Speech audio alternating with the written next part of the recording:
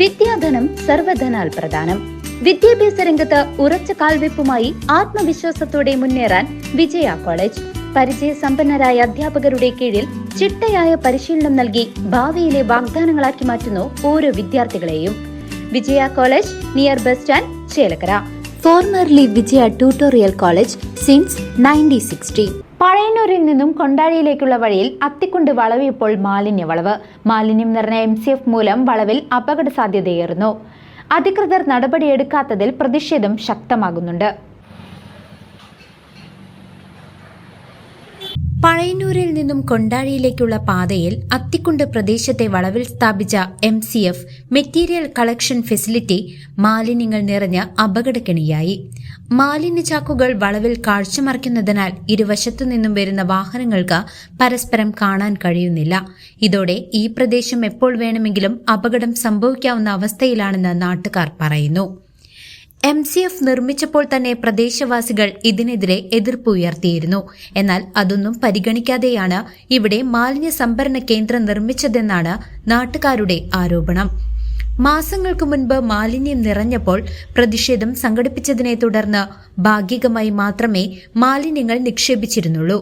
എന്നാൽ ഇപ്പോൾ വീണ്ടും MCF പൂർണ്ണമായും മാലിന്യച്ചാക്കുകൾ നിറഞ്ഞു കവിഞ്ഞ നിലയിലാണ്. മാലിന്യ കൂമ്പാരത്തിനു പുറമെ വഴിയിലെ കാടുമൂടിയ അവസ്ഥയും കാൽനട യാത്രക്കാർക്കും വാഹനങ്ങൾക്കും ഒരുപോലെ ഭീഷണിയുയർത്തുന്നു.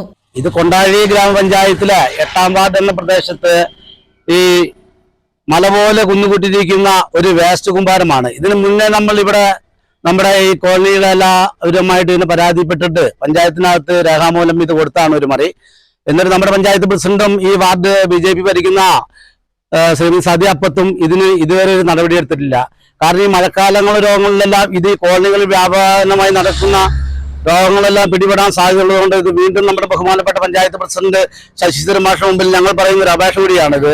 ഇത് എത്രയും പെട്ടെന്ന് ഈ പറഞ്ഞ അതിൻ്റെതായ സാമഗ്രികൾ ഉപയോഗിച്ചുകൊണ്ട് ഇത് മാറ്റാൻ വേണ്ടി ഞങ്ങൾ ഈ പ്രദേശത്തെ എല്ലാവരും കൂടി ഞങ്ങൾ പറയുന്ന ഒരു കാര്യങ്ങളാണ് ഇത്. കാരണം ഇവിടെ ചെറു കുട്ടികളും മുതിർന്നവരും വയസ്സായവരും എല്ലാം താമസിക്കുന്ന ഒരു SC വിഭാഗങ്ങൾ തിങ്ങിപ്പാർക്കുന്ന ഒരു സ്ഥലം കൂടിയാണ് ഈ മേഖല.